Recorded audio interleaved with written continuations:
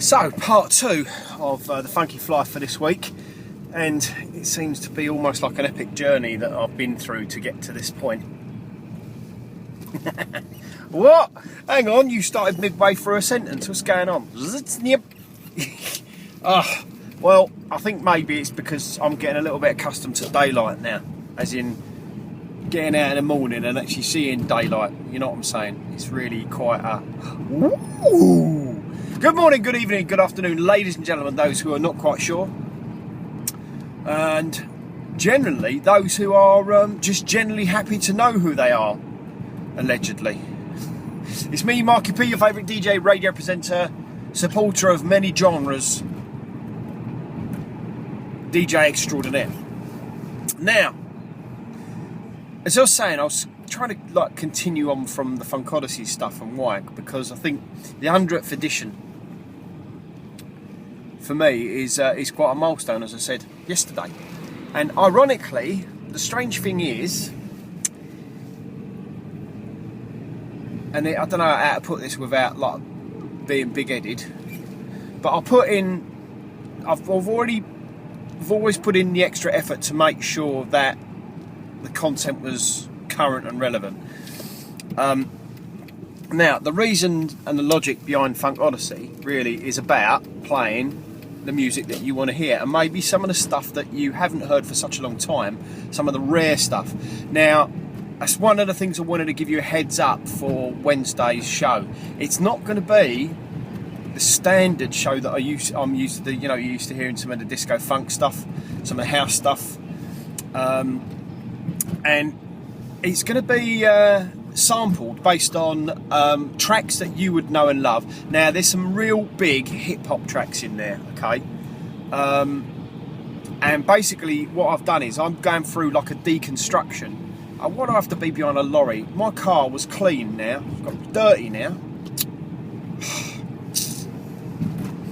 So basically, I have deconstructed the tracks, listened to the samples and the bits and pieces that sit within it, and think, do you know what, that track would play. Some of the tracks are a little bit close to the mark, and what I mean by that, they are a little bit on the risque side, but no, they still pass.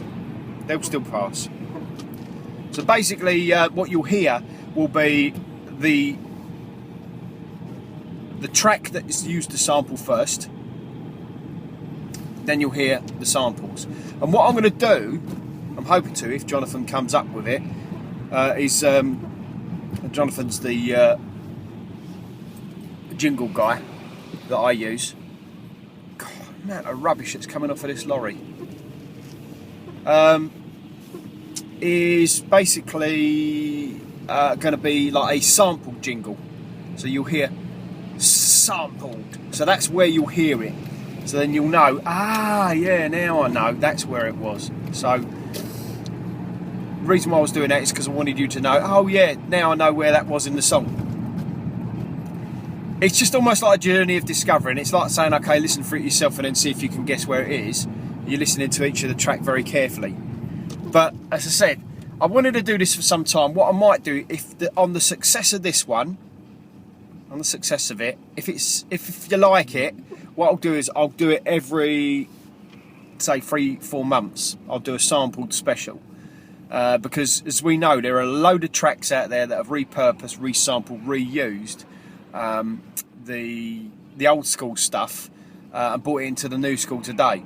Hip-hop is probably, as we know, hip-hop is bitter. And this is almost like about the journey of that. Hip-hop has always played a big part of my life. As I say, I'm not going to be claimed to be like Mr. Hip-Hop himself, but I am hip-hop in my DNA. And somebody quite nicely put it, is that everything is hip-hop. Everything comes from hip-hop almost, or hip-hop comes from everything. Because if you think about it, you listen what cool DJ Herc did back in the day, 1972, when he started pulling apart breaks and beats and the dance sections of tracks.